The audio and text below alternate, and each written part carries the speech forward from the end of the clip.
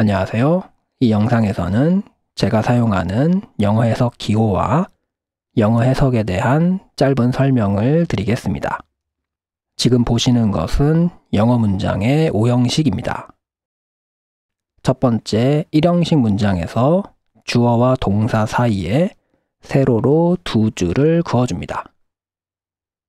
그리고 2형식 문장에서는 주어를 보충 설명해주는 주격 보어가 나옵니다. 보어 앞에는 대각선으로 이렇게 그어줍니다. 그리고 주어와 동사 사이에는 마찬가지로 세로로 두 줄을 그어줍니다. 3형식 문장에서는 목적어가 나옵니다. 목적어 앞에는 세로로 한 줄을 그어줍니다. 그리고 주어 동사 사이에는 마찬가지로 세로로 두 줄을 그어줍니다. 4형식 문장에는 목적어가 두 개 나옵니다. 첫 번째 목적어는 간접 목적어, 두 번째 목적어는 직접 목적어라고도 합니다. 모두 목적어이기 때문에 목적어 앞에 각각 세로로 한 줄을 그어줍니다. 그리고 주어 동사 사이에는 마찬가지로 세로로 두 줄을 그어줍니다. 5형식 문장에는 목적어와 목적어를 보충 설명하는 목적격 보어가 나옵니다. 목적어 앞에는 세로로 한 줄, 보어 앞에는 대각선을 그어줍니다. 그리고 주어 동사 사이에 세로로 두 줄을 그어줍니다. 보시는 것처럼 영어 문장의 5형식에서 문장 성분을 표시하는 것은 아주 간단합니다. 이제 실제 문장에서 확인을 해보시면 앞에서 설명드린 것처럼 주어와 동사 사이에 두 줄, 동사의 목적어 앞에 한 줄, 그리고 보어 앞에 대각선을 그어줍니다. 그리고 전치사 앞에는 보어와는 방향이 반대인 대각선을 그어줍니다. 그 다음은 다른 단어를 수식해주는 형용사구, 그리고 부사구의 표시입니다. 명사를 수식하는 형용사구는 그 형용사구의 시작과 끝에 괄호로 표시해줍니다. 그리고 동사, 형용사, 다른 부사 또는 문장 전체를 수식하는 부사구는 그 시작과 끝에 꺾인 괄호로 표시를 해줍니다. 첫 번째 문장에서 형용사 important가 앞에서 명사 part를 수식해주고 있기 때문에 important를 괄호로 묶고 part를 수식해준다는 표시를 해줄 수 있습니다. 그리고 전치사 of 앞에 전치사 표시, 대각선을 표시해주고 전치사구인 of sports가 part를 수식해준다는 표시를 해줄 수 있습니다. 그런데 important가 part를 수식해준다는 걸 쉽게 알 수 있는 경우에는 이 괄호와 수식 표시를 생략할 수도 있습니다. 그리고 여기처럼 문장이 끝나면서 형용사구도 끝난다는 걸 쉽게 알 수 있는 경우에는 이 닫는 괄호도 생략할 수 있습니다. 그리고 명사를 수식하는 표시가 있으면 형용사구이기 때문에 괄호 표시 모두 생략할 수도 있습니다. 두 번째 예에서도 세로 두 줄로 동사 표시가 있기 때문에 형용사구가 끝나는 이 닫는 괄호를 생략할 수 있습니다. 부사구의 표시에서도 부사구의 시작과 끝에 꺾인 괄호를 표시해주고 어떤 단어를 수식해주는지를 표시해줍니다. 그런데 쉽게 알 수 있는 경우에는 표시를 생략할 수도 있습니다. 다음은 영어 문장의 체계 2부에 나오는 예입니다. 2부에서는 명사구 또는 절, 형용사구 또는 절, 그리고 부사구 또는 절을 중점적으로 봅니다. 형용사구 또는 절, 그리고 부사구 또는 절에 대한 설명은 앞에서 설명한 것과 같고 명사구 또는 절의 표시는 그것의 시작과 끝에 대괄호로 표시해줍니다. 예시에서 보시는 것처럼 목적어 표시와 함께 명사구 그리고 명사절 표시를 할 수 있습니다. 그런데 명사구나 절이 목적어로 사용될 때는 앞에 목적어 표시가 있고 주어로 사용될 때는 동사 앞에서 세로 두 줄을 그어주기 때문에 보통 대괄호는 생략할 수 있습니다. 즉, 명사 구나 절도 그 시작과 끝을 쉽게 알 수 있으면 대괄호 표시를 생략할 수 있습니다. 그런데 명사 구나 절이 진주어이거나 또는 진목적어인 경우에는 대괄호 표시를 보통 해줍니다. 그리고 형용사 구와 절의 표시는 앞에서 설명한 것과 같습니다.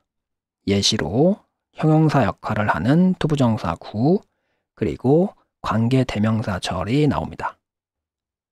부사 구나 절의 표시도 앞에서 설명한 것과 같습니다. 예시로는 조건의 부사절을 이끄는 접속사 if가 이끄는 절이 나옵니다. if절의 시작과 끝에 꺾인 괄호로 표시를 해줄 수 있는데 if를 통해서 절의 시작을 알 수 있고 쉼표를 통해서 절의 끝을 알 수 있기 때문에 꺾인 괄호 표시를 생략할 수도 있습니다. 여기까지가 제가 사용하는 영어 해석 기호에 대한 설명이었습니다.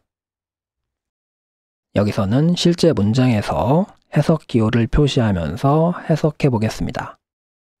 고대 로마에서 이 부분은 전치사 in이 이끄는 부사 구입니다. 그것은 믿어졌습니다. 주어와 동사 사이에 세로로 두 줄을 그어줍니다. 그런데 여기서 it은 가주어이고 진주어는 뒤에 나오는 대절입니다. 대절이 명사절이기 때문에 대괄호로 표시를 해줍니다. 금발머리가 제공한다고 여겨졌습니다. 절 안에서도 주어와 동사 사이에 세로 두 줄로 표시를 해줍니다.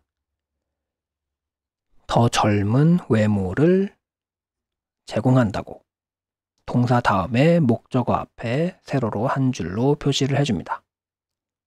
고대 로마에서는 금발머리가 더 젊은 외모를 보여준다고 믿어졌습니다.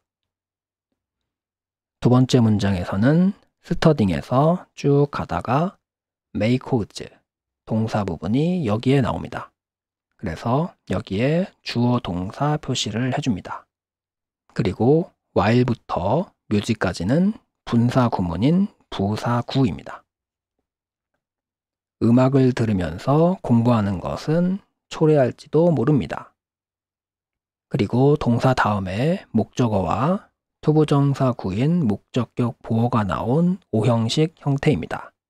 그래서 목적어 앞에 세로로 한 줄, 보어 앞에 대각선으로 표시해 줍니다. 학생들이 무엇을 가지는 것을 초래할지 모릅니다. 힘든 시간을 가지는 것을 초래할지 모릅니다. have의 목적어 앞에 세로로 한 줄을 표시해 줍니다. 다음 부분은 전치사 in이 생략되지 않았다고 생각을 하면 대각선으로 전치사 표시를 해줄 수 있습니다. 그런데 전치사 in이 이끄는 전치사 구가 앞에 있는 명사 time을 수식하는 형용사 구인지 아니면 have a difficult time 전체를 수식하는 부사 구인지는 조금 불분명합니다. 둘 중에 어떤 경우로 해석을 해도 의미에 큰 차이는 없지만 여기서는 부사구로 보고 해석을 하면 그들, 학생들의 일, 학생들의 공부에 집중하는 것에 있어서 어려운 시간을 가지도록 만들지도 모릅니다. 라고 해석할 수 있습니다. 다음은 영어 해석에 대한 짧은 설명입니다.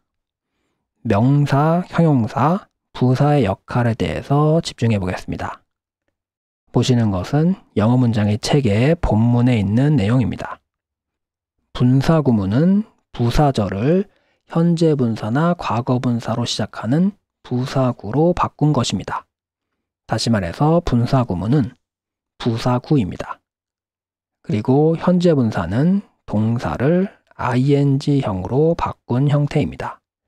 그리고 과거 분사도 사실은 being 과거분사, 그리고 having been 과거분사에서 being과 having been을 생략한 형태입니다. 그래서 현재 분사나 과거 분사 모두 동사의 ing형이라고 할 수가 있습니다. 그런데 현재 분사나 과거 분사는 형용사 또는 형용사구 역할을 할 수 있습니다. 다시 말해서 동사의 ing 형태가 형용사 또는 형용사구 역할을 할 때 현재 분사, 과거 분사라고 합니다. 그리고 명사 또는 명사구 역할을 하는 동명사도 있습니다. 동명사도 마찬가지로 동사를 ing형으로 바꾼 형태입니다. 정리하면 준동사, 즉 동사는 아니지만 동사의 성질을 가지는 동사의 ing 형태는 명사의 역할을 할 때는 동명사, 형용사의 역할을 할 때는 현재 분사 또는 과거 분사, 부사의 역할을 할 때는 분사 구문이라고 부릅니다. 즉, 동사의 ing 형태는 명사, 형용사 또는 부사의 역할을 할 수 있습니다. 이것은 마찬가지로 준동사인 투부정사에서도 볼 수 있습니다. 투부정사에도 명사적 용법, 형용사적 용법, 그리고 부사적 용법이 있습니다. 다만 투부정사는 ing형처럼 각각의 역할에 대해서 다른 이름으로 부르지는 않습니다. 자, 다음은 명사, 형용사, 부사의 역할을 단어, 절, 구의 측면에서 살펴보겠습니다. 영어에서 단어는 8가지 품사로 구별됩니다. 그런데 그 중에서 대명사, 전치사, 접속사, 감탄사는 그 수가 많지가 않습니다. 그래서 문장 속에서 구별하는 게 그렇게 어렵지가 않습니다. 문제가 되는 것은 명사, 동사, 형용사, 부사를 구별하는 것입니다. 그런데 이 중에서도 동사는 문장 속에서 그 위치나 형태가 명사, 형용사, 부사보다는 구별하기가 어렵지 않기 때문에 가장 문제가 되는 것은 명사, 형용사, 부사입니다. 이 8가지 품사의 단어들을 조합해서 주어와 동사가 있는 문장을 만들 수 있습니다. 그 문장 앞에 접속사를 붙이면 절이 됩니다. 그 절이 문장 속에서 명사절인지, 형용사절인지 아니면 부사절인지를 구별하는 것이 영어 해석의 문제입니다. 앞에서 설명한 것처럼 투부정사구, 그리고 동사의 ing 형태, 이것들이 모두 같은 형태를 하고 있어도 문장 속에서 명사 역할, 형용사 역할, 부사 역할을 할 수 있는 것처럼 절도 같은 형태라도 명사절, 형용사절, 부사절이 될 수 있습니다. 대표적인 것이 접속사 대시 이끄는 절입니다. 즉, 대절이 나왔을 때 그 대절이 명사절인지 형용사절인지 부사절인지 구별하는 것이 영어 해석에서 중요합니다. 이것은 구에서도 마찬가지입니다. 정리하면 영어 해석의 핵심은 명사, 형용사, 부사를 구별하는 것이라는 점입니다. 이 영상은 여기까지입니다. 감사합니다.